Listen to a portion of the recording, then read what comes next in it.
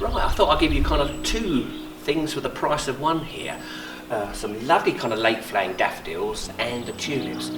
It's amazing really, we kind of all the hard work planting these went out in October and November. So we had a few months of nothing happening, and then the fruits of your labour a few months long. Look at the wonderful displays. Lovely kind of unusual narcissi there, with a beautiful kind of pinky kind of orange centre. That's called decoy. And this is wacky, isn't it?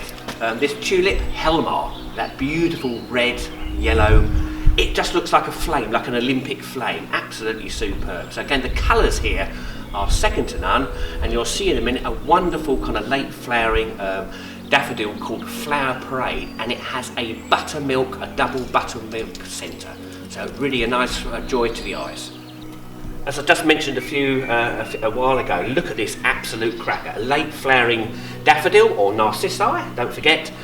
There's no difference between a daffodil and a narcissus. They're exactly the same thing. But look at this beautiful one here. That beautiful double centre, and just like buttermilk. And this, we're beginning of April now, and this will flower for another 2 to 3 weeks. And it really complements the lovely kind of early flowering tulips that we see at the moment.